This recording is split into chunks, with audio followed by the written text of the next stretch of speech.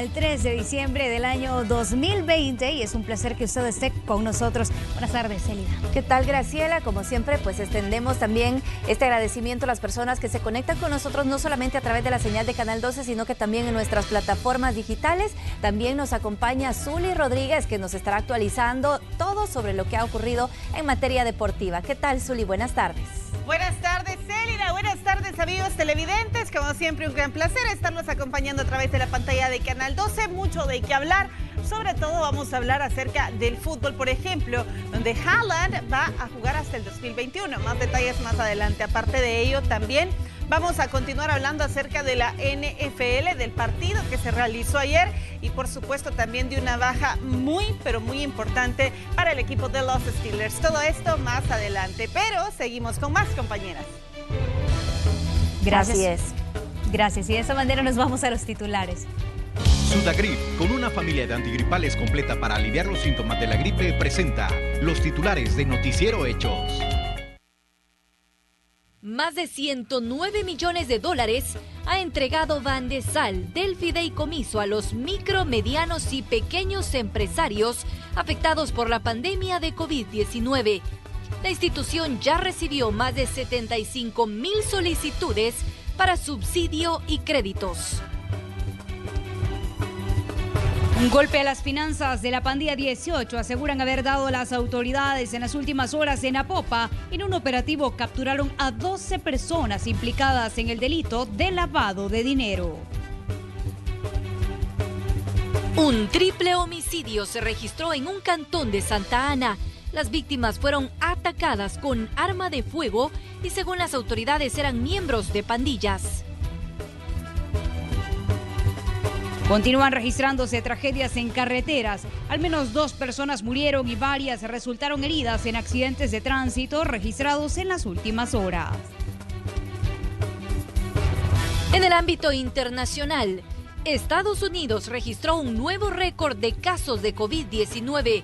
En 24 horas, 3.157 personas murieron a causa del virus. Ese país ya reporta cerca de 14 millones de infectados y más de 273,000 fallecidos por coronavirus.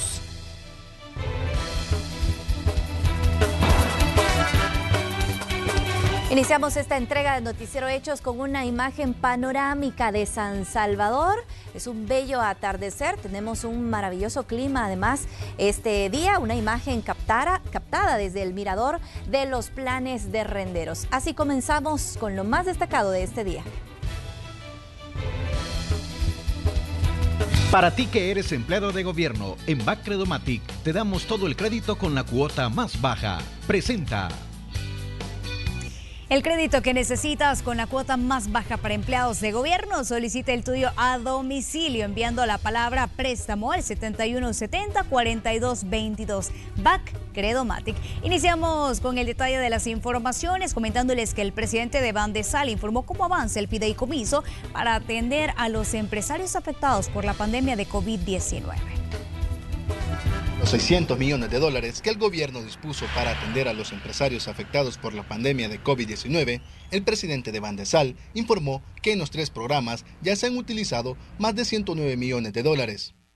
Para hacer 45 días, este se está convirtiendo en el fideicomiso más efectivo de toda la historia del país. Jamás un fideicomiso había canalizado tantos recursos en tan poco tiempo. Estamos aprobando créditos entre 500 y 600 créditos diarios que luego se canalizan el siguiente día directamente a los micros o pequeños o medianos empresarios a nivel nacional. En el programa de subsidio se han destinado 56.5 millones de dólares, es decir, se han visto beneficiadas 12.316 empresas. Esto significa que hemos llegado a más de 140,000 empleados a nivel nacional, que podríamos haber beneficiado a más de 500,000 de personas si tomamos en cuenta que cada uno de ellos tiene familia. Solo con el programa de subsidio en 45 días de ejecución de lo que es Firempresa. Mientras que los créditos aprobados al sector informal van 708 y 7.676 solicitudes aprobadas al sector informal. De 8.384 créditos aprobados y entregados con el fideicomiso. Si lo vamos a ver en dinero, representa que ya hemos canalizado en el sector formal los primeros 14.4 millones de dólares y en el sector informal 38.2 millones de dólares. En la suma total ya hemos canalizado 109.3 millones de dólares de los 600. Pero el presidente se refirió a la reciente modificación hecha por los diputados al artículo 2 del decreto 640, donde se reorientan fondos para el FODES, Fomilenio, veteranos y pago de proveedores del Estado. Señala que ese dinero ya se está utilizando para el fideicomiso. Ya querer jugar con ese decreto me parece que es irresponsable, poco serio, irracional, porque al fin y al cabo ese dinero ya está ocupado, ya está cumplido.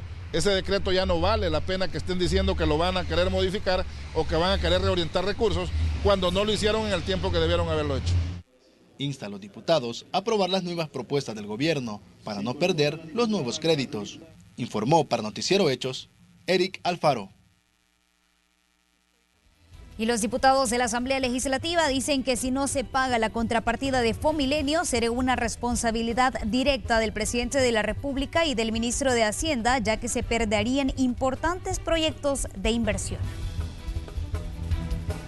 Nosotros ya aprobamos los fondos para Fomilenio. Si el gobierno no quiere entregar esos fondos, tendría que explicarle al gobierno norteamericano, pero sobre todo a la población, por qué es que no quiere sancionar ese decreto que la Asamblea ya aprobó. Fomilenio es una deuda internacional que debe honrarse pagándole la contrapartida. Nosotros como Asamblea Legislativa el jueves pasado emitimos un dictamen favorable para ese pago. Si el gobierno ha malgastado este dinero, si lo ha malversado o lo ha malinvertido o está en cuentas privadas, es el momento de que la Fiscalía inicie una investigación. Vamos a cambiar de tema, pero otro motivo de preocupación para las autoridades y son las estadísticas, los casos de COVID-19. Y estos son los que registran de manera oficial. ¿Cuántos casos confirmados hasta este momento? Ya son 39.130.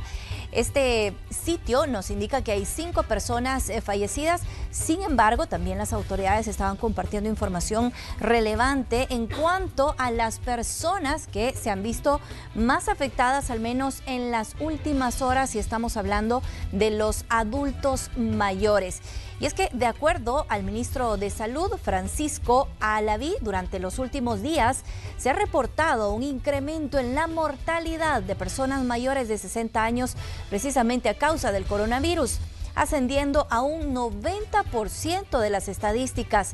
Según el funcionario, las personas de la tercera edad buscan de forma tardía la atención médica cuando ya han pasado más de 10 días con alguna sintomatología. Y esto pues agrava su cuadro clínico y hace más difícil su proceso de recuperación. A la fecha se reportan más de 4.900 pacientes infectados de coronavirus entre los 60 y 70 años de edad. La mayoría de pacientes llegan con más de 10 días, incluso a veces 14 días de iniciados los síntomas, y cuando deciden consultarlo o cuando son traídos a un centro de atención especializada, cuando ya tienen dificultad respiratoria y no puede pues prácticamente estar en su hogar. Entonces en ese momento se activa de emergencia, se comunican a las diferentes áreas, en este caso al sistema de emergencias médicas, a la Policía Nacional Civil, a diferentes áreas en el contexto de la zona donde se encuentran, y se traslada hacia un centro hospitalario. Pero son pacientes que ya vienen con franca hipoxemia, pacientes que ya vienen con días de estar en este estado, y de alguna manera pues la evolución o las intervenciones médicas son bastante limitadas. Los pacientes vienen prácticamente a utilizar ventilación mecánica invasiva, con lo cual el promedio puede llegar a estar entre 2 a 3 días y tenemos letalidad. Si eres empleado de gobierno, solicita tu crédito enviando la palabra préstamo al 7170-4222. Presentó. Nuestro primer bloque de noticias nacionales fue gracias a Bacredomatic. Y les cuento que hoy se conmemora el Día Mundial de las Personas con Discapacidad, motivo por el cual los miembros de la Mesa Permanente de la Procuraduría para la Defensa de los Derechos Humanos reiteraron el llamado a las entidades públicas y privadas para que realicen acciones preparatorias para el cumplimiento de la Ley Especial de Inclusión de las Personas con Discapacidad, cuando entre en vigencia el próximo año. Por supuesto que ahora hay dos variantes. Una es que se ha aprobado la ley, que las diferentes organizaciones han estado trabajando e incidiendo para que eso ocurriera. No se aprobó con todos los elementos que las organizaciones hubiesen querido. Hay deudas todavía en esa ley, pero algo se avanzó. Y el otro elemento es la pandemia de COVID-19. Que generó o que evidenció esas desigualdades existentes en la sociedad salvadoreña y particularmente en la atención a los grupos en condición de vulnerabilidad. Y en el marco del Día Internacional de las Personas con Discapacidad, el Instituto Salvadoreño de Rehabilitación Integral recibió un donativo de 30 prótesis por parte de algunas empresas estadounidenses. Las necesidades de las personas con discapacidad en El Salvador son grandes, ¿verdad? Hay muchos factores que intervienen en esto, el tema del envejecimiento, enfermedades crónicas no transmisibles, que quizás es una de las causas que más nos están produciendo este tipo de deficiencias estructurales, para lo cual nosotros debemos estar listos para poder apoyar a nuestra gente, ¿verdad? Y que eso les permita, ¿verdad?, incluirse nuevamente a la sociedad. ONU Mujer, el Programa de Naciones Unidas para el Desarrollo, la Asociación Las Dignas en conjunto con la Alcaldía de Santa Tecla impulsan una iniciativa que tiene como propósito crear paradas de buses seguras e inclusivas. Estos lugares contarán con iluminación, mapa de rutas de buses y un piso táctil para las personas no videntes. Esta parada de autobuses marca un antes y un después. No solo porque es un nuevo modelo de estructura que permitirá a los usuarios del transporte público sentirse más seguros y tener movilidad apta para ellos, pero también es la primera de buses diseñadas con el aporte de ellas. Primero, generar conciencia en la importancia que es el respeto a los derechos que tienen las mujeres a una vida digna, libre de violencia, libre de acoso, libre de maltrato. Y lo que busca es fomentar un concepto de transparencia para que las mujeres se sientan seguras en las paradas de buses. Esta es la primera de varias que se van a instalar y lo que buscamos es, además de darle mayor seguridad a las usuarias del transporte público.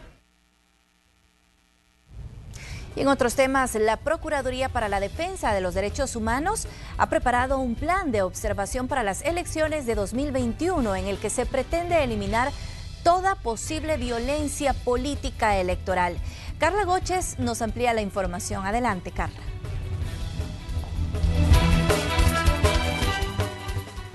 Buenas tardes. El Procurador para la Defensa de los Derechos Humanos, Apolonio Tobar, dio a conocer información sobre el plan de monitoreo y verificación para las elecciones del 2021, en la que, según el titular de la PDDH, se verificará que todas las personas habilitadas para emitir el sufragio puedan realizarlo sin ninguna complicación. Escuchemos los detalles a continuación. El plan está diseñado para generar o hacer lo que la Constitución de la República nos mandata, que es monitoreo, verificación en lugares donde eventualmente hayan afectación a derechos humanos. Esperemos que ese día de la elección todas las personas que están habilitadas para ejercer el sufragio lo puedan hacer sin restricciones. Esperemos que ese día los diferentes partidos políticos generen condiciones adecuadas para que toda persona pueda emitir sufragio. Además dijo que la Procuraduría ha dado seguimiento a las diversas denuncias que han realizado los aspirantes a las candidaturas no partidarias, quienes en reiteradas ocasiones han denunciado irregularidades por parte del Tribunal Supremo Electoral. Hemos recibido cerca de 5 o 6 denuncias de personas personas que han sido candidatos no partidarios y han llevado su documentación al Tribunal Supremo Electoral, y que algunos dicen que no les han dado los libros en tiempo o que no se los han avalado los procesos. Hemos emitido cerca de igual número de resoluciones iniciales en las que hemos pedido al Tribunal Supremo Electoral en pleno que se pronuncien sobre esas denuncias. Esa es la información que tengo para compartir con ustedes. Regreso la señal. Buenas tardes. Para ti, Carla, y gracias por el reporte.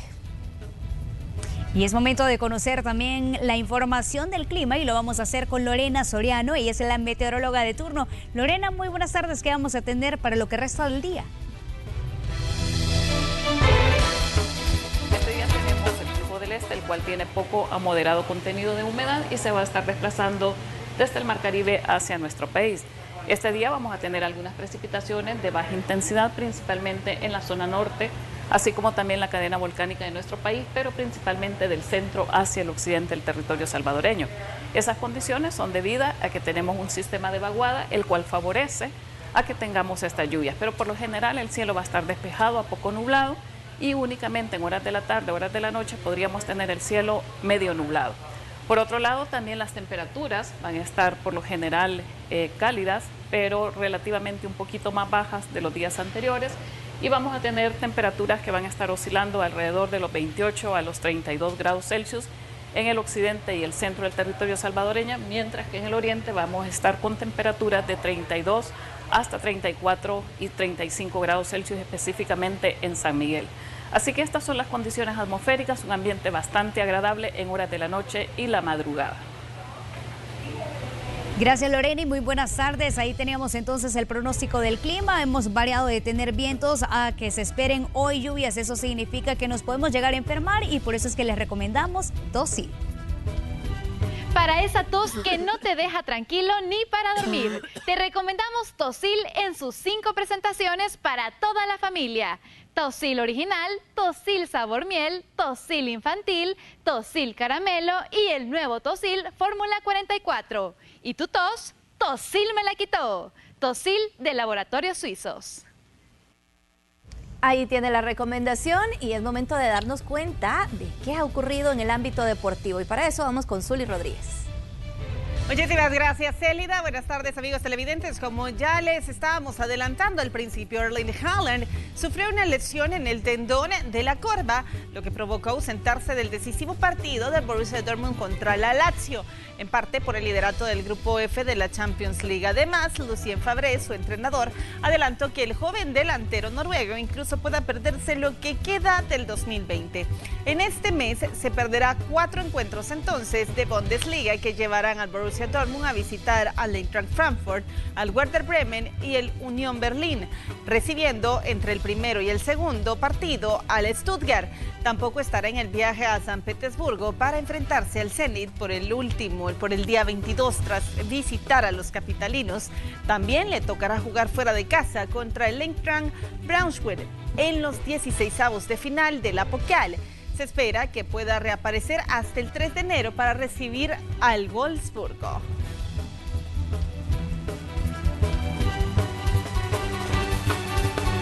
Esto solamente es un adelanto de lo que vamos a tener más adelante porque tenemos mucho más de qué hablar. Mientras tanto, nosotros nos vamos a una pausa y ya regresamos con más.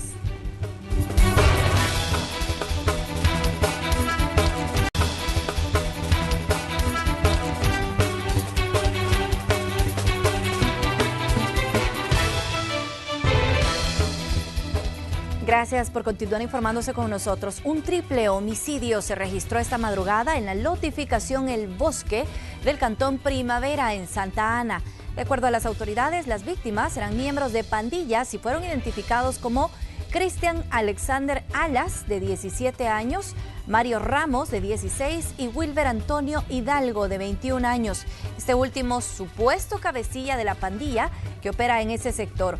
2 de los cadáveres fueron encontrados en el mismo lugar y el tercero a varios metros de distancia. Según las investigaciones, las víctimas fueron sacadas de sus viviendas por varios hombres que vestían ropa oscura y gorros pasamontañas.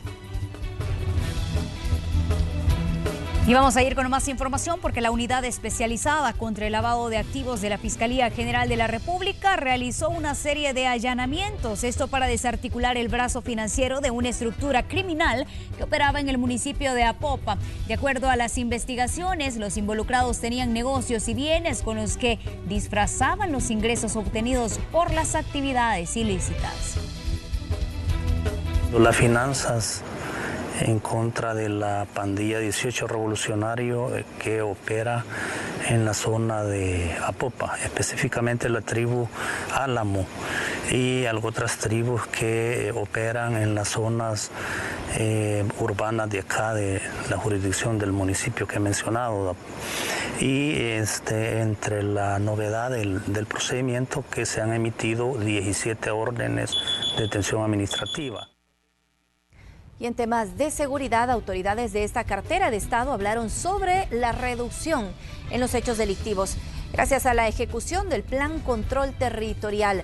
Para más detalles, vamos a hacer un enlace con el periodista Enrique López. Adelante, Enrique, te escuchamos.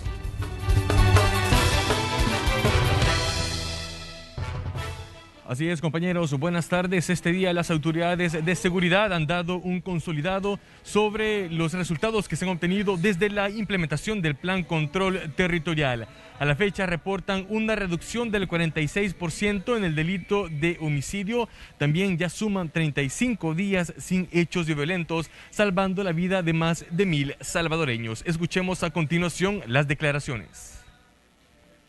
El mes de noviembre lo cerramos con 94 homicidios versus 138 homicidios del año anterior. Pero si ustedes comparan aún la cifra de noviembre 2020 con noviembre 2018, verán que todavía la reducción es aún más. Por eso digo yo que el Plan Control Territorial, afortunadamente y gracias a Dios y gracias a los esfuerzos también de nuestros héroes policiales, es que todos los meses venimos cerrando a la baja. Es decir, cada mes es mejor que el mes del año anterior. De acuerdo a las declaraciones del ministro de Justicia y Seguridad, Rogelio Rivas, otros delitos también se reportan una disminución, por ejemplo, en el hurto, robo de vehículos, extorsiones y las desapariciones en el país. Escuchemos. Entonces son cifras alentadoras que evidentemente incomodan a la oposición política, pero que a la ciudadanía puede palpar estos resultados. Con eso tampoco estamos diciendo que tenemos resuelto el problema de la seguridad pública, pero sí que vamos por el rumbo correcto y eso nos llena mucho de satisfacción. Los elementos de la corporación policial forman parte del personal de primera línea que continúa en la batalla contra la pandemia del COVID-19. De acuerdo a las declaraciones del director de la Policía Nacional Civil, comisionado Mauricio Arriaza Chicas, durante este año son más de 1,000 elementos policiales quienes dieron positivo a la prueba del coronavirus y 32 han fallecido. Somos una fuerza, un talento humano que hemos estado siempre en primera línea. Los niveles de exposición que hemos tenido han sido grandísimos y todo al servicio, en solidaridad y para resguardar la vida de los salvadoreños. Estas declaraciones fueron brindadas durante la inauguración de la sede policial ubicada en la colonia Ciudad Obrera del municipio de Ciudad Arce en el departamento de La Libertad. Esta reconstrucción tiene una inversión de $200,000 provenientes del Fondo del Ministerio de Seguridad. También durante los próximos días se van a inaugurar 2 sedes policiales más, una ubicada en el municipio de San Luis La Reina y otra en el departamento de Usulután. Posteriormente, con una inversión de $10 millones, también se estarían construyendo y remodelando 7 puestos policiales y 18 más durante el año 2021. Compañeros, esta es parte de la información que tengo para ustedes. Regreso la señal al set principal. Buenas tardes. Buenas tardes, Enrique. Vamos a cambiar de información porque manejar bajo los efectos del alcohol, la distracción al volante y la excesiva velocidad siguen siendo los principales factores de los accidentes de tránsito. El periodista Eric Alfaro nos tiene el reporte. En el kilómetro 18 de la carretera panamericana, jurisdicción de San Martín, un vehículo atropelló a una persona que intentaba cruzar la vía. La falta de pasarelas en la zona produce que se den estos fatales accidentes, donde salvadoreños pierden la vida. Un accidente donde se atendió una señora indigente y de nombre Sonia Cabrera. Se llevó al hospital, se estaba atendiendo. La escena era procesada por autoridades policiales cuando un motociclista que iba distraído no se percató que habían vehículos en la vía y fue a impactar en uno de ellos, perdiendo la vida al instante. Venía distraído de acuerdo con la versión que me da la policía, o sea, no debería de haber ocurrido, más sin embargo él parece que se distrajo en algo, parece que en un accidente, en este otro accidente, entonces, y que por eso golpeó al pica de ahí. Algunos motociclistas que se acercaron a la escena lamentaron este hecho, reconociendo que estos accidentes se pueden evitar. Hay que andar más con precaución, pero en la noche no tenemos que abusar de la velocidad de las motocicletas, porque sí, es demasiado peligroso, ¿va? Digamos acá el compañero falleció ahí, ¿va? Por imprudencia. En otro hecho, Adriana María Calderón, de 25 años, perdió el control de su vehículo por manejar a excesiva velocidad. Ella no se percató que empleados del MOP reparaban la vía y se fue a estrellar en los separadores. Afortunadamente, ningún trabajador resultó lesionado. La señora conductora perdió el control del vehículo por esquivarse el vehículo de fovial. Pegó en los separadores. Un pequeño golpe resultó la conductora en la frente. Y en Soyapango, dos mujeres discutían en la acera en un centro comercial, cuando una de ellas, identificada como Luisa Saraí Hernández, de 37 años, cayó en uno de los carriles del Boulevard del Ejército y un vehículo la impactó. La mujer fue trasladada a un centro asistencial.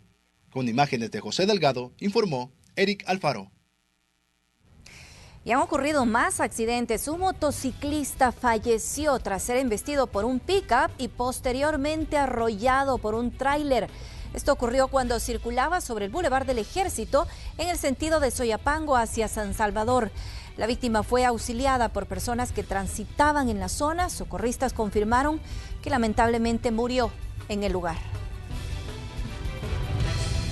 Vamos a continuar con más información relacionada, pero esta vez se encuentra en desarrollo. Es que se reporta un nuevo accidente de tránsito en la carretera troncal del norte. Esto en el kilómetro 10. De acuerdo a la información, el conductor de este camión perdió el control, lo que provocó que se saliera de la vía e impactara contra un muro. Afortunadamente no se reportan víctimas que lamentar y solamente fueron daños materiales. Y nuestro compañero Gerardo Borja nos tiene información del tránsito vehicular desde la zona del Boulevard Orden de Malta y Boulevard Santa Elena. Te escuchamos, Gerardo.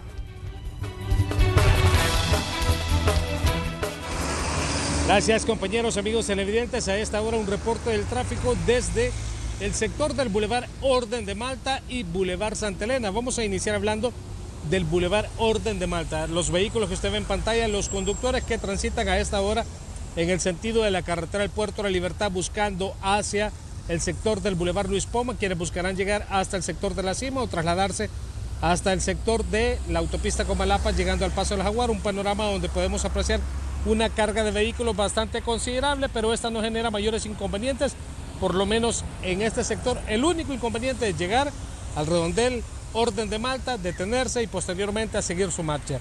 Les muestro a continuación el carril que lleva hacia la carretera del puerto. No genera ninguna complicación a esta hora, así que una muy buena opción para poder transitar. Donde sí ya podemos ver un poco de congestión vehicular es quienes vienen de la carretera panamericana pasando frente a la Embajada de Estados Unidos a través del Boulevard Santa Elena.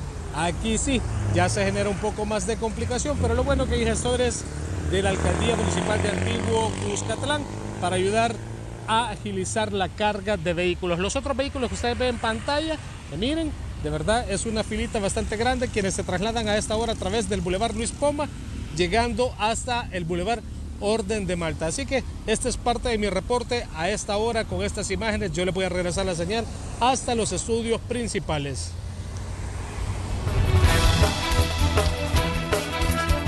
Y Y a la 1:33 vamos a hablar de información departamental, pero de temas que tienen que ver con la temporada navideña y de fin de año, porque esta ya está siendo aprovechada por los comerciantes del departamento de La Paz. Dani Guarita, de nuestro canal aliado Viroleño Noticias, nos tiene los detalles. Dani, cuéntenos, adelante.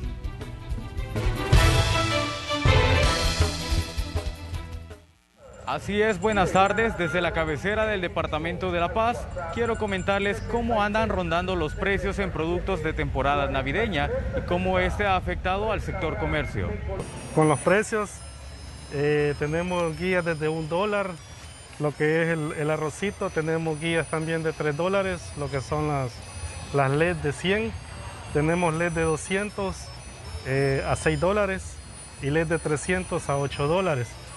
Lo que son guías, de ahí tenemos lo que son mallas o cascadas desde $3 hasta $6, y también tenemos lo que son mallas tipo ventana.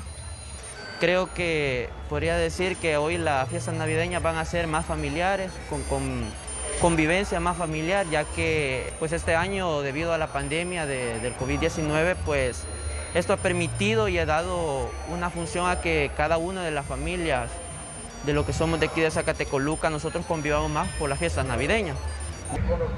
Comerciantes también comentan que si bien ha habido una disminución en ventas, esto no ha limitado a que se pierda la cultura tradicional de las Navidades. Ese es mi reporte, regreso con ustedes a los estudios. Buenas tardes. Muy buenas tardes y gracias por la información. Y ahora queremos contarle que las festividades en Rosario de la Paz se desarrollarán bajo un estricto protocolo de bioseguridad, y esto con el propósito de evitar contagios de COVID-19. El periodista Dani Guarita, de nuestro canal aliado Viroleño Noticias, nos tiene más información. El municipio del Rosario de la Paz está en los preparativos para inaugurar sus fiestas titulares en honor a la Virgen del Rosario, las cuales dan inicio este viernes 11 hasta el 19 de diciembre. Y es que todos los años se celebra de una forma inolvidable para la población rosarense. A mí me parece que bien bonito lo están dejando ahora, porque esto, bueno, el año pasado todavía no lo dejaron así como está ahora. Ahora yo siento que, bueno, la pandemia los ha afectado, ¿verdad? Porque nos hemos visto que no puede salir uno, ¿verdad? Pero gracias a Dios que el señor alcalde siempre está ahí motivándolo a uno, ¿verdad? Y con la ayuda de Dios, pues ahí nos va sacando adelante, ¿verdad? Sin embargo, ese año será distinto debido a la situación del COVID-19, ya que habrá pocas actividades con la finalidad de evitar aglomeraciones. Actividades las cuales vamos a tener con las medidas de bioseguridad para todo el pueblo rosarense. De igual forma, el día sábado 5 de diciembre vamos a tener la inauguración de las luces del parque municipal de nuestra ciudad, y de igual forma vamos a tener una conmemoración a todas las personas que este año fallecieron a causa de la pandemia COVID-19. Informó Dani Guarita. Todavía tenemos más información departamental que compartir con usted. La Unión, José Armando Medrano Herrera, fue capturado por el delito de homicidio culposo en estado agravado, luego de haber atropellado a una persona en el municipio de Pasaquina e intentar huir del lugar. Además, se registró la captura de José Armando Cruz por el delito de estafa agravada. Ambos serán procesados en los juzgados respectivos. Seguimos en la Unión, y es que la Junta Electoral Departamental continúa con limitantes en el mobiliario para realizar el trabajo necesario para las próximas elecciones. Sin embargo, están realizando esfuerzos para las inscripciones. Protección Civil del municipio de Conchagua realizó una campaña de fumigación en el caserío El Chilagual. Esto con el objetivo de evitar la proliferación del mosquito transmisor del dengue. Y terminamos en Morazán. Los campesinos del cantón El Corralito de este municipio perdieron toda la cosecha debido a las lluvias que se registraron en las últimas semanas en el país. Aseguran que no han recibido ayuda por parte de ninguna institución. Por esta razón, hacen un llamado al Ministerio de Agricultura.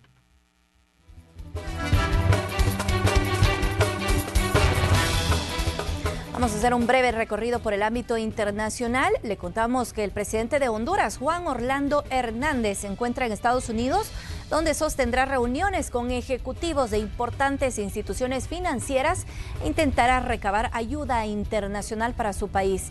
El periodista Luis Durón nos cuenta más. Adelante. Así es, muchas gracias, compañero de Hechos El Salvador. El presidente de Honduras, Juan Orlando Hernández, viajó el día de ayer en horas de la noche hacia Washington con el fin de reunirse con los representantes de los diferentes entes multilaterales de crédito para darles a conocer el impacto que dejaron en el país las tormentas tropicales ETA e IOTA. En horas de la mañana de este día, pues, se reunió con el representante del Fondo Monetario Internacional para América Latina, Alejandro Werner, y se espera que en el transcurso del día se reúna con el secretario general de la OEA, así como el secretario de Agricultura en el Departamento de Estado de los Estados Unidos, así como el director ejecutivo de la Corporación Financiera Internacional de los Estados Unidos. Bueno, el fin de este viaje es para darles a conocer todo este impacto, como ya les dije, de las tormentas tropicales que pues se ocasionó en el país grandes pérdidas en obras de infraestructura y también como en los cultivos. Y pues esto sin duda pues esperan que puedan ayudar a conseguir el apoyo internacional financiero para la reconstrucción del país. Esto es lo que les puedo informar desde Tegucigalpa, Honduras. Les informó Luis Durón, periodista de la red de noticias Albavisión. Luis, muchísimas gracias. Y es que Honduras aún resiente el paso de IOTA y ETA. Así lo afirma el organismo Médicos Sin Fronteras, que ha reportado que han atendido a cerca de 14.800 personas afectadas en Choloma, esto en el departamento de Cortés, y donde se reporta que el 50% de los centros de salud continúan cerrados por no encontrarse en condiciones de brindar servicios. La institución humanitaria además reportó que cerca de 89.335 personas aún están en albergues y 399.062 fueron evacuados de sus hogares durante y después del paso de ambos fenómenos climatológicos que azotaron el país con días de diferencias. Entre las emergencias que atienden son infecciones respiratorias e infecciones de la piel. Y científicos nicaragüenses advierten de un rebrote de COVID-19 por las festividades religiosas y familiares que tradicionalmente se realizan en el mes de diciembre. Donaldo Hernández nos tiene el informe desde Managua. Las aglomeraciones en los centros de compras y las festividades religiosas que se realizan a inicios de diciembre en Nicaragua preocupan a algunos ciudadanos por considerar que podría surgir un nuevo rebrote de coronavirus. Desde el momento que te encontrás donde hay aglomeración de gente, ahí está el virus. El temor surge por las medidas que algunos habitantes dejaron de implementar. Porque hay mucha gente que últimamente no se está protegiendo. Entonces, también mucha gente no practica el lavado de manos, cree que todo ya pasó y no ha pasado, la verdad. El independiente Comité Científico Multidisciplinario, integrado por especialistas de la medicina, estima que en diciembre empezará una nueva ola de contagios. Estas festividades son el caldo de cultivo para que el segundo brote tan mencionado reaparezca. Pero otros nicaragüenses aseguran que seguirán participando de las festividades con sus propias medidas.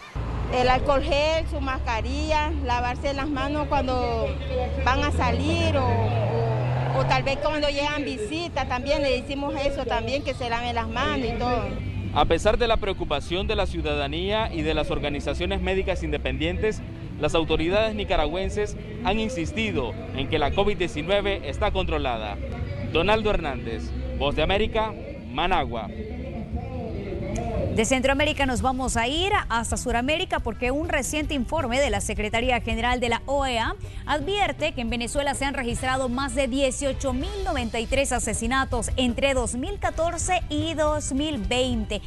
Lo más preocupante es que son perpetrados por las fuerzas de seguridad del Estado y los grupos paramilitares, incluidas ejecuciones extrajudiciales y matanza de manifestantes. En el documento, el organismo con sede en Washington agrega que hay 653 casos de tortura documentados. Las estimaciones apuntan a 15.501 detenciones arbitrarias y 724 desapariciones forzadas entre 2018 y 2019.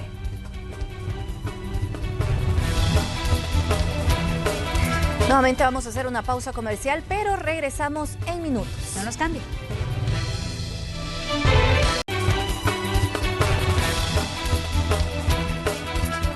Gracias por continuar en nuestra sintonía. Hoy nos acompaña en la entrevista de esta tarde Amílcar Durán. Él es director ejecutivo de la Fundación Red de Sobrevivientes y Personas con Discapacidad, con quien vamos a conversar acerca de la Ley Especial de Inclusión de las Personas con Discapacidad. Bienvenido a Noticiero Hechos y muchas gracias por acompañarnos, Amílcar. No, gracias a ustedes por la invitación. Bueno, y también pues un saludo a todas las personas con discapacidad, que este día pues estamos conmemorando el Día Internacional de las Personas con Discapacidad. En efecto, hoy es el Día Internacional de las Personas con Discapacidad. Me gustaría conocer, que nos cuente un poco más sobre el trabajo que realiza actualmente precisamente la Fundación Red de Sobrevivientes. Sí, realmente, bueno, la Fundación ha venido trabajando en 3 programas fundamentales que son salud, empoderamiento económico y derechos humanos. Y precisamente en derechos humanos hemos venido apostándole fuertemente a la organización comunitaria, a la incidencia, y pues justamente recientemente se ha aprobado la nueva Ley Especial de Inclusión de Personas con Discapacidad, y en ese caso, bueno, la Fundación junto a otras organizaciones que forman parte de la mesa permanente de la PDDH, hemos estado trabajando muy de la mano conjuntamente con la Asamblea Legislativa para poder, digamos, tener un marco normativo que sea acorde a las necesidades de las personas con discapacidad de acá de El Salvador. Amílcar, ¿qué dicen actualmente las estadísticas en el territorio salvadoreño sobre las personas con algún tipo de discapacidad física? Fíjese que realmente esa es una de las falencias que se tiene aquí en el país, y creo que, bueno, a lo largo y a lo ancho de América Latina, ya que no se cuenta con estadísticas certeras de cuántas personas con discapacidad existen en el país. La última encuesta que se tiene es del 2015, que la elaboró el CONAIPD conjuntamente con la Digestic, en la cual pues estima que el 6.4 sobre la población total pues tiene algún tipo de discapacidad. Esto pues es alrededor de 460,000 personas con discapacidad. ¿Estamos hablando en ese caso de discapacidad física? No, de todas las discapacidades. Por eso decía de que no son certeras, ya que según las estimaciones de la ONU y la OMS, se estima que un país como el caso de nosotros, que viene de una pasada guerra civil, estado en la posguerra y ahora pues sumida, ¿verdad?, en todas espirales de violencia, creemos que en El Salvador pues existe alrededor de entre un 15 y un 18% el número de personas con discapacidad, que anda pues alrededor o arriba del 1 millón de personas con algún tipo de discapacidad, y eso involucra a personas con discapacidad física, personas con discapacidad sensorial, intelectual y psicosocial. Y en el caso de ustedes como fundación, ¿cuáles son los datos que registran de la cantidad de personas que requieren algún tipo de asistencia por tener algún tipo de discapacidad? Bueno, realmente la fundación no discrimina, digamos, en los tipos de discapacidad. Atendemos todos los tipos de discapacidad y también, digamos, en todos aquellos grupos etarios. Pues la fundación ha andado atendiendo alrededor entre unos 7,000 a 8,000 personas con discapacidad dentro de todos los programas, proyectos que ejecuta. Bueno, me gustaría saber cuáles son las principales deficiencias en materia de derechos que particularmente se pueden hacer públicas este día, porque hoy estamos hablando a nivel internacional de las personas con discapacidad. Sí, realmente, bueno, históricamente, pues al sector con discapacidad, pues por una parte se le ha invisibilizado, pero por otra parte también se le ha, digamos, discriminado, y pues a partir de eso, pues no se cuentan con proyectos, planes y políticas públicas exclusivamente para personas con discapacidad. Entonces, como resultado, pues se tienen niveles escolares bastante bajos, en el caso de también pues de la independencia. A mí me llama la atención, Amílcar, que usted menciona la palabra discriminación hacia las personas con discapacidad, y esto va más allá del tema de tener o no tener recursos económicos para atender cualquier tipo de discapacidad. En ese sentido, ¿cuál es el principal llamado que ustedes hacen a los diferentes sectores de la sociedad? Bueno, realmente, quizás principalmente, ¿verdad? A los 3 poderes del Estado, ¿verdad? Que realmente desde septiembre se ha aprobado y ha entrado en vigencia la nueva Ley Especial de Inclusión de Personas con Discapacidad, pero lamentablemente por la justificación, ¿verdad? de la situación de la pandemia, la ley va a entrar en vigor a partir del 1 de enero del 2020, pero se va a tener que esperar un año también la entrada del Tribunal Sancionador, que es algo novedoso que lleva esta nueva ley, pero eso no implica, ¿verdad?, que las empresas y las instituciones públicas deben de contratar a personas con discapacidad, que cuando usted mencionaba la parte de discriminación, pues hay una discriminación generalizada, ¿verdad?, en la parte educativa, en la parte de salud, empleo y en todos aquellos ámbitos de participación de las personas con discapacidad. ¿Están ustedes satisfechos con esta ley o consideran que hay todavía falencias que se debieron atender? Bueno, realmente sí, ¿verdad? Hay cierta satisfacción, primeramente porque es una ley que fue elaborada por el sector con discapacidad, el sector de sociedad civil. Bueno, la Asamblea tomó como base, digamos, el anteproyecto de ley que presentamos, pero ya al momento de la discusión y al momento de la aprobación, pues hubieron situaciones como, por ejemplo, el CONA-IPD, aunque va a ser autónomo, pero administrativamente siempre va a depender del Ministerio de Gobernación. Tampoco se asignaron fondos, digamos, para las carteras del Estado que van a ejecutar, digamos, los planes, proyectos y políticas públicas para personas con discapacidad, en el cual, pues, como sociedad civil habíamos estipulado un 5% del presupuesto que ellos administran anualmente, pero lamentablemente no se dejó estipulado ningún presupuesto. Esto pues queda muchas veces al albedrío, ¿verdad?, o la buena voluntad de estas instituciones. También pues no se garantizó la seguridad social. Yo ya lo mencionaba, o sea, hay, digamos, una brecha en la pobreza para las personas con discapacidad, y creíamos pues necesario que se estipulara alguna pensión universal para las personas con discapacidad. Lamentablemente ahorita pues no se ha tomado en cuenta. ¿Cuáles son, a su juicio, Amílcar, las instituciones responsables de ejecutar esta ley? Bueno, realmente esto involucra a todas las instituciones del Estado, ¿verdad? Las de 3 poderes, inclusive también pues incluido el Ministerio Público, las alcaldías, las empresas, pero quizás las más responsables de darle seguimiento es el ente rector, que en este caso es el Consejo Nacional de Atención Integral a la Persona con Discapacidad, que esperamos pues que con esta nueva ley sea reformado y haga su papel de fiscalizador, y también pues que dé seguimiento a la aplicación, digamos, adecuada de esta nueva ley. Amílcar, ¿hay suficientes centros de atención para personas con discapacidad a nivel nacional? Bueno, realmente eso es una de las deficiencias que existen ahora, ¿verdad?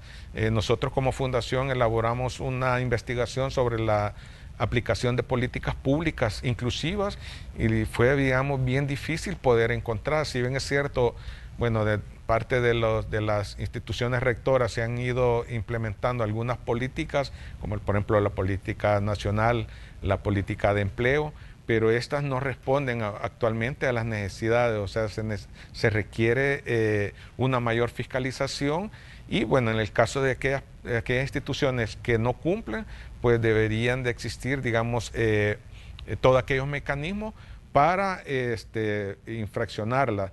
Esa es una de las esperanzas que tenemos con este tribunal sancionador, que pueda aplicar, digamos, aquellas sanciones, ¿verdad?, a las personas que omitan o que, digamos, que infrinjan la ley.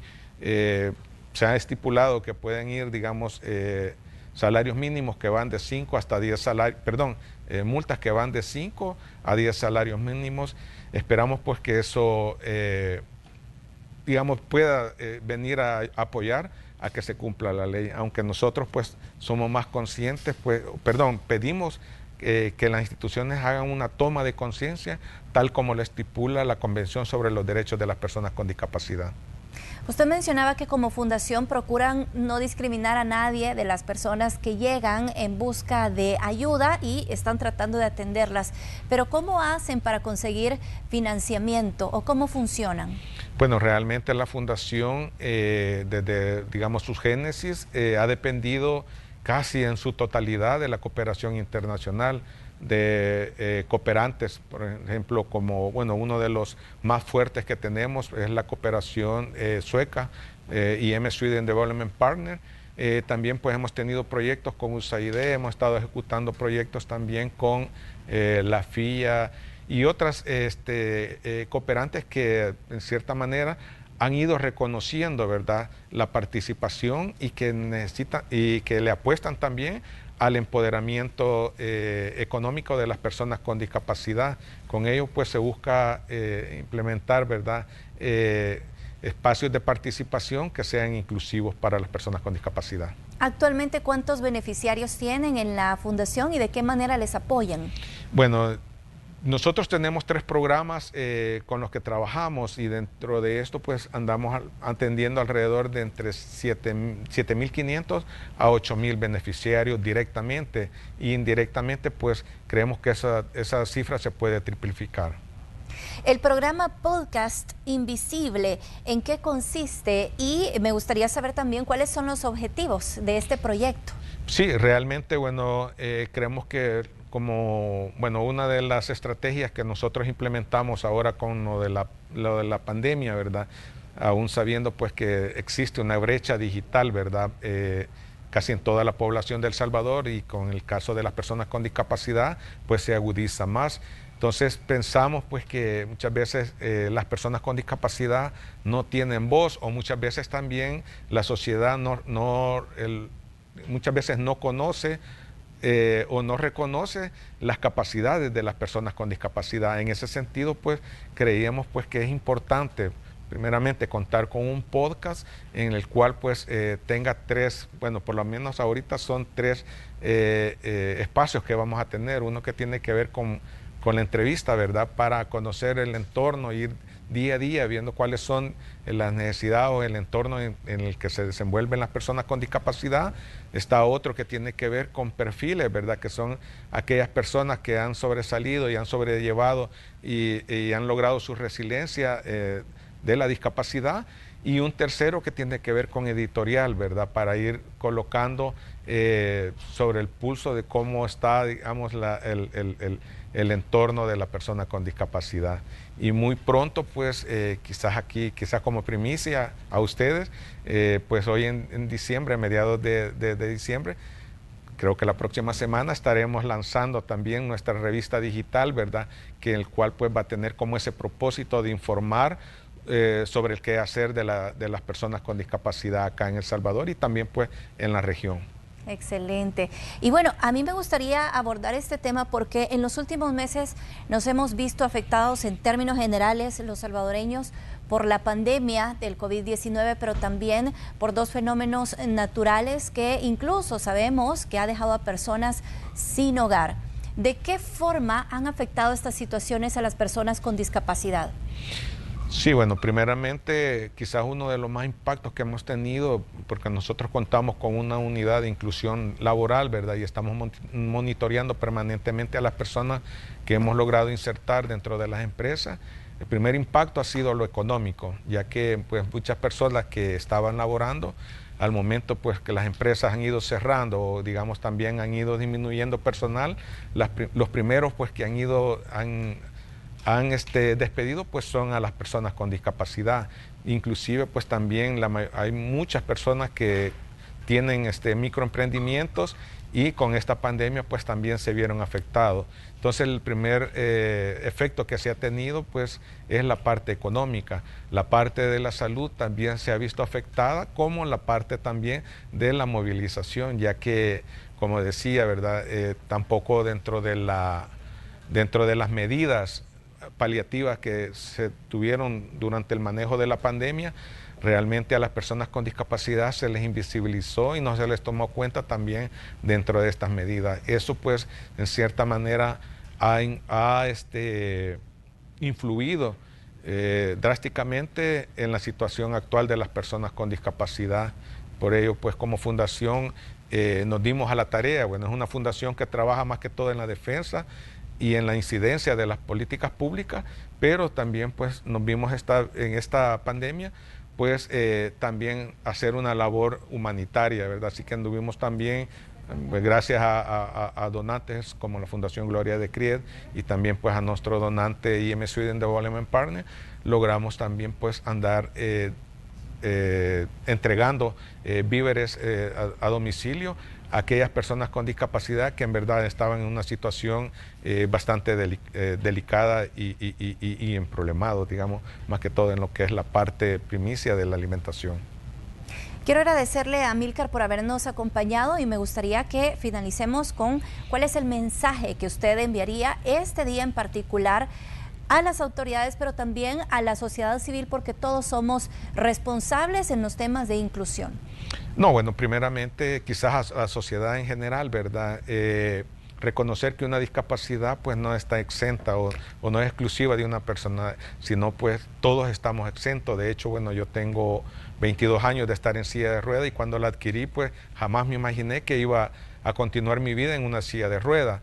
Entonces, yo creo que cada quien pues, puede ir poniendo su granito de arena, ¿verdad? Y uno es respetar, ¿verdad?, los derechos de las personas con discapacidad, respetar los espacios que son asignados hacia las personas, como parqueos, bueno, igual a veces también las colas en los bancos. Eso, digamos, es alguna cuestión que puede ser la sociedad y que puede respetar los derechos de las personas con discapacidad, pero en el caso pues al Estado, ¿verdad?, a quienes son, digamos, por ejemplo, los obligados a garantizar los derechos de las personas con discapacidad, pues primeramente es la toma de conciencia y el mensaje también es que se reconozca las capacidades y las habilidades de las personas con discapacidad y se garanticen los derechos tal como lo estipulan primeramente los instrumentos internacionales y lo otro pues también la ley primaria como es la Constitución y las leyes secundarias. Así que a reformar, ¿verdad?, y articular toda esta nueva ley en el marco, digamos, de los instrumentos internacionales y de la nueva ley que se ha aprobado. Bueno, nosotros como medio de comunicación pues asumimos esa responsabilidad de seguir generando estos espacios para abordar el tema y poder compartir el mensaje. Muchas gracias, Amílcar, por venir hasta acá y acompañarnos con este tema tan importante. No, gracias a ustedes también y por la toma de conciencia. Se reconoce también a los medios de comunicación y especialmente a Canal 12, que siempre ha estado, digamos, allí en los momentos que se le ha requerido. Así que, gracias a ustedes por este espacio y por darle la voz a las personas con discapacidad.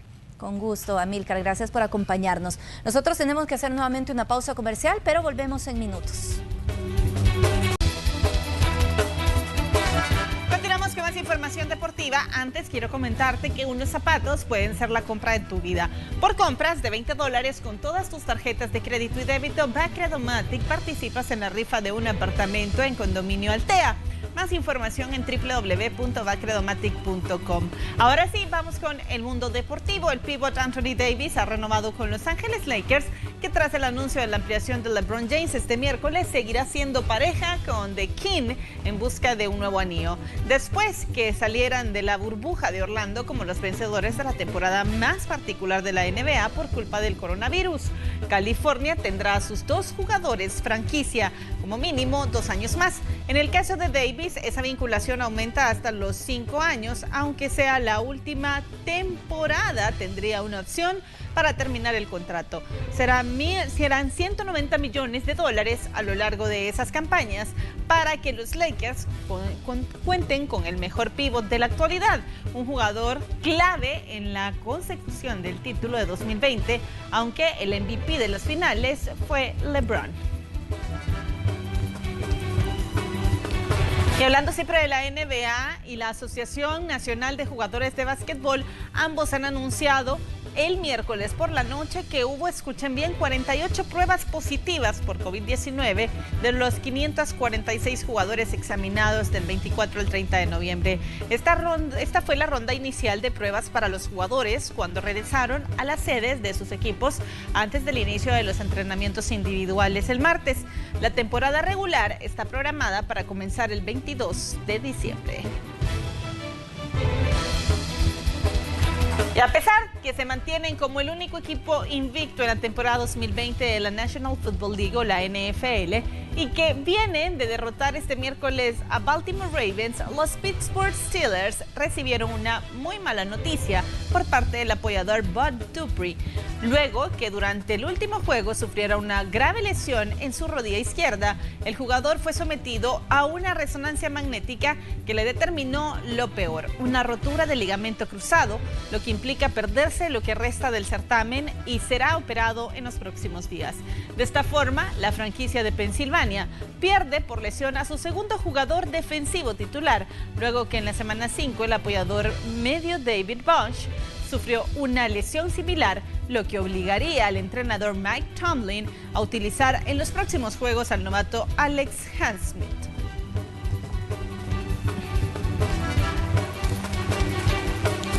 Esto ha sido todo en los deportes, pero Graciela Rajo nos tiene más información y más historias en Hechos con la Comunidad. Gracias, Zuli. Así es, vamos a presentarles el segmento Hechos en tu Comunidad. Recuerde, 2560-1240 es el número telefónico al que usted puede hacer sus respectivas denuncias. Los habitantes de la séptima calle poniente de la colonia Escalón de San Salvador denuncian el mal estado de la calle. Aseguran que tiene un año de no darle mantenimiento y les está generando muchas dificultades al transitar. Solicitan a la municipalidad la reparación.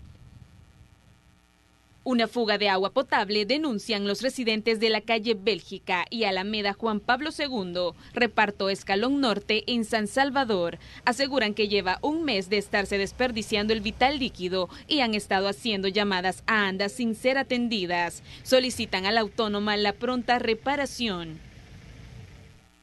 Los habitantes de la colonia La Paz y Progreso 1 y 2 en el cantón La Achadura en Aguachapán realizaron una jornada de limpieza, ya que se ha vuelto un basurero clandestino en la zona que conduce al Rancho San Marcos. En colaboración con la Unidad Ambiental Municipal lograron retirar los desechos sólidos. Denuncie los problemas de la comunidad marcando al 2560-1240 o haga sus denuncias en Facebook. Búsquenos como Noticiero Hechos Más. Imágenes de Gerardo Borja, Noticiero Hechos, Melissa Galicia. Y es momento de actualizar información de carácter internacional. Les cuento que con más de 1 millón de casos positivos de COVID-19, Florida se prepara para recibir la vacuna contra el COVID-19. Los congeladores especiales con temperaturas árticas resguardarán las vacunas que combatirán el COVID-19. La red hospitalaria del Jackson Health System está tomando las medidas necesarias para recibir el primer suministro de vacunas y distribuirlas, según nos dijo Vanessa Goodnow, directora del departamento farmacéutico de dicho sistema de salud.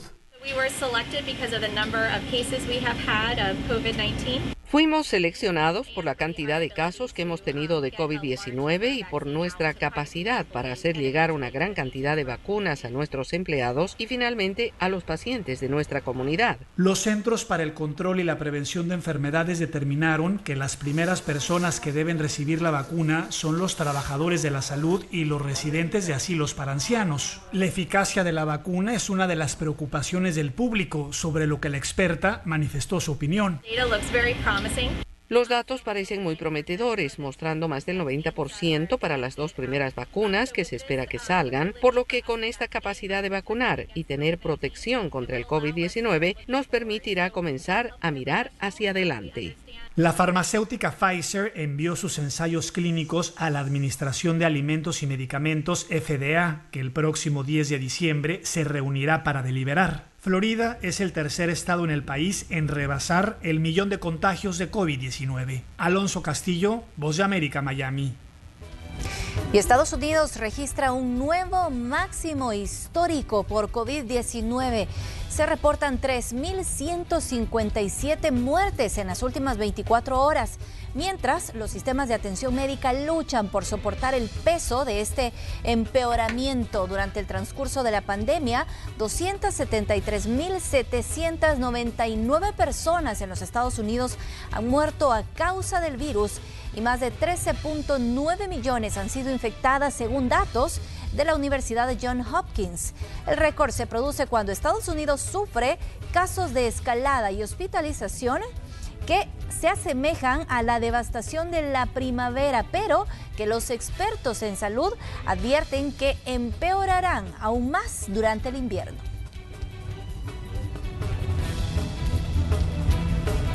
Y ahora nos vamos a ir hasta el viejo continente porque Italia amaneció con un nuevo marco legal que, según el primer ministro Giuseppe Conte, contendrá un rebrote de casos de COVID-19 durante la Navidad y el fin de año.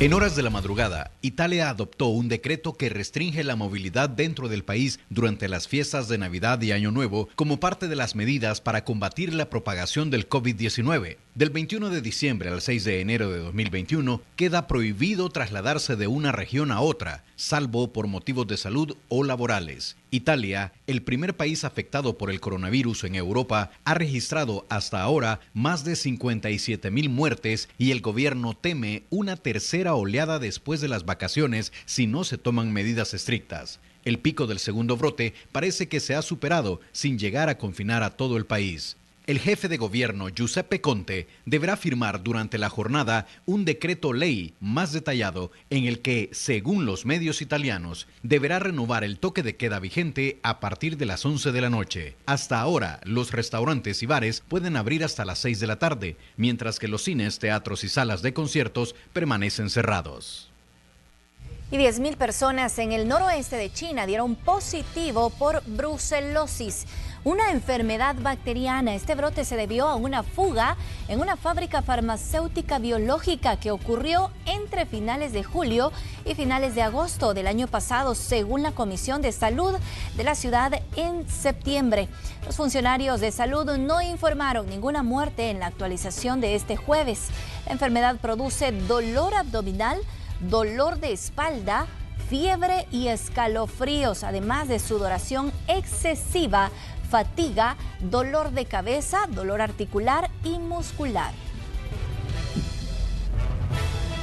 Y vamos a ir con más información porque las aldeas que rodean el monte Semeru de Indonesia fueron cubiertas por flujos piroclásticos. Cientos de indonesios fueron obligados a abandonar sus hogares después que el volcán arrojara cenizas y lava de su cráter. El jefe de la agencia local de desastres advirtió que los residentes aún podrían estar en riesgo, ya que las fuertes lluvias amenazan con desencadenar más flujos de lava. Indonesia alberga alrededor de 130 volcanes activos.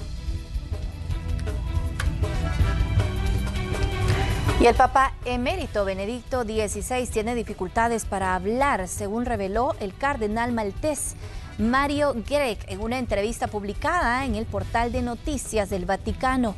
Tiene dificultades para expresarse. De hecho, nos dijo al inicio del encuentro, el Señor me quitó la palabra para hacerme apreciar el silencio, dijo Benedicto XVI.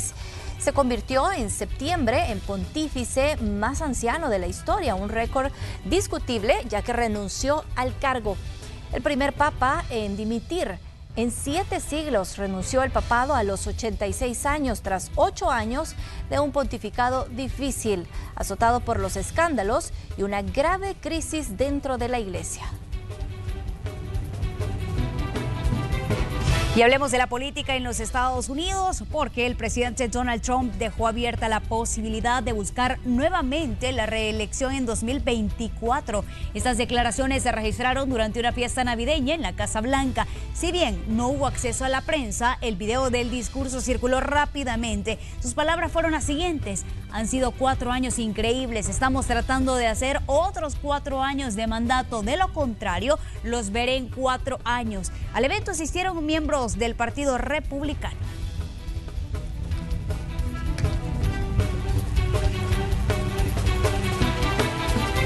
Nuevamente una pausa comercial. Ya venimos. Y llegamos a las 2:29 y nosotros así finalizamos esta emisión de noticias. Así es, muchas gracias por habernos acompañado. Por nuestra parte es todo, pero será hasta mañana. Feliz tarde.